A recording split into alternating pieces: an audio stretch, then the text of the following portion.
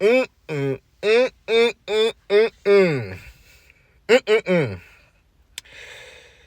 The Trump administration accidentally texted me its war plans. This story is absolutely viral today. And it's viral today for a lot of different reasons. It's viral because this is a legitimate punch that the left can take to conservatives. It's legitimate. Um, Me myself, when I saw this headline, my immediate thought was, all right, what's the bullshit here? You know what I'm saying? Where's the scam? Where is this tying back to the Biden administration, right? Because I saw it on, the Krasenstein account, and we all know what they're about, right? But nonetheless, I said, let me read this article and see what is actually going on. When I go to the Atlantic, it's behind a paywall. So I was so curious about this that I paid for the free trial. Well, I didn't really pay, but I signed up for the free trial and I canceled it immediately, might I add. Because you're not catching me with the bullshit. But anyway, I got the free trial, I logged in, I read the whole article, and hands down, it's legit. This happened. This is a huge, huge leak when it comes to national security, what happened here. However, there are some positives that have occurred from this leak.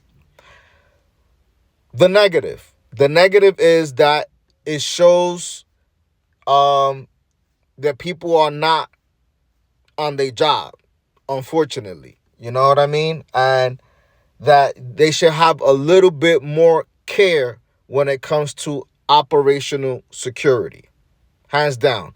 And that kind of falls down on Pete, and I fuck with Pete. You know what I'm saying? I support. He should be in the role. You know, I'ma just chalk this up to being new on the job, and he's allowed, in my opinion, a fuck up on the job, right? And while this is a big deal for sure, it's not as, you know, I see how it could be blown out of proportion. It has some meat to it, but at the same time, um, it's not necessarily on Pete's shoulders, um, but it's something to learn from going forward. Um, the person who I think really is at fault is Michael Waltz, because he's the person that added the journalist to this thread, right? So, if someone is going to, you know, take the L on this and potentially have to lose their job, is Michael Waltz. Now, those are the negatives to it. Um, the fact that it was a leak and somebody added this journalist to this thread, and um nobody knew about it until the journalist left and reached out to the national security agencies and I had questions about the conversations that he was a part of. Um, the negatives, the left is gonna paint this as negatives of, they're not supposed to legally be using this app for this type of communication, which, from in the compliance world and, shit like that, that makes sense. That makes sense. You know what I mean? Is this app approved to be legally used for the conversations that were had? Possibly not. And if it isn't, you know, that's something that they got to deal with. There's other, regulatory and compliance issues when it comes to official communication and it being deleted when it should be kept on the record, So those are the negatives that are going on there. The positives, though, is that, JD Vance, Pete, and the other folks that were involved in that conversation were incredibly thoughtful when it came to foreign policy and the how and why the United States are doing things, and that's exactly what we want to see. So any questions in regards to them being in these roles, I think a lot of those questions are answered in just these leaked text messages. Um, they absolutely need to button up the operational security for sure.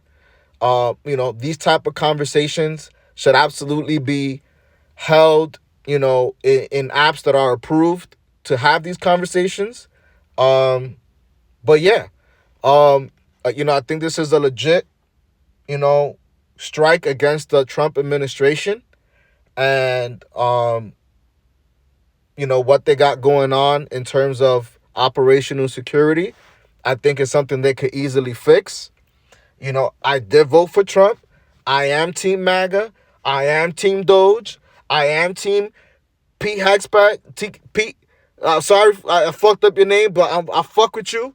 I support everybody in the cabinet. You know what I mean? But this is definitely something that is legit. And the Trump administration needs to, fix this. And if somebody got to take the blame, it got to be Michael Waltz. He's the person that added the journalists to the thread, and he, in my opinion, he's the one that got to go. The questions are, is this typical that, higher ranking officials have used this app in the past to have these types of conversations? I don't know. If they, in my opinion, if Pete and them were using this and they were communicating over this, it's most likely what has happened in the past. That's my assumption. I don't know. But if it's not an approved app and they should have not been discussing that on that app, I think Michael Waltz is the one that got to bite the bullet on this one. All right, guys. Till next time. Peace.